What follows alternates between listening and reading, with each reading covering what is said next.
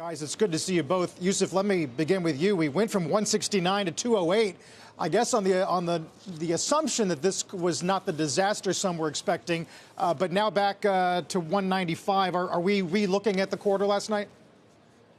Yeah, so I thought the quarter was actually decent, all things considered, right? Because when you add some of the impacts from the Russian war, when you add the impact of FX, they came in line, maybe even slightly better. The issue was around expectations, with the stock being down 45% since they last reported, were really low. And in fact, they got lower and lower and lower as we got closer to the print on the back of the snap print, et cetera. So there was a relief rally there.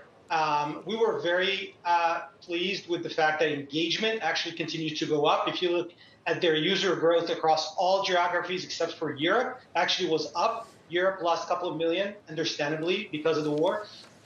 And that was, a testament that they're actually holding up pretty well against TikTok. And that was the big bear case against Facebook. So all in all, we're pretty happy with where things stand. A lot still has to be done. They're not out of the woods, but I think they're in a pretty good place. Yeah. Aaron, how about you? Was there anything definitive in last night's print? And the guidance, not terrible, but I guess some would argue not overwhelmingly positive, right?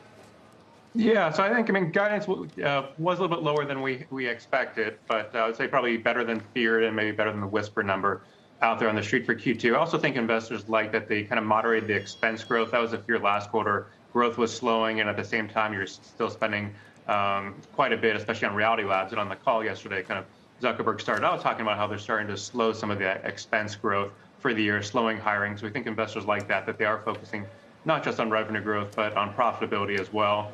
So expectations were low. Also on Instagram Reels, they mentioned that's up to 20% of engagement now on Instagram. So we think that's a positive, as we've seen before with mobile, with Instagram stories. They've been able to monetize these over time. So we're going to give them the benefit of the doubt that they can monetize Reels, short form video, and gain share there as well over time.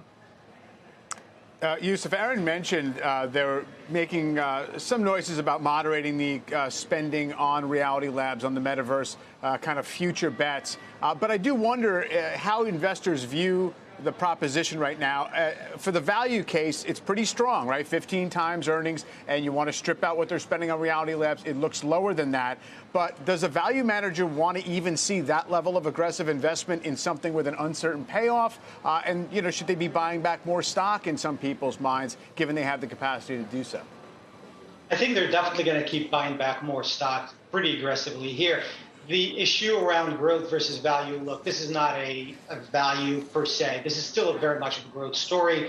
I think adjusted for, clearly the second half of the year, we're going to start seeing comps easing. And I think as you look at 2023, you're looking at double-digit growth again, and probably in the mid-teens. So, while a value investor is getting a good deal right now from treating this as value, this is still very much a growth story.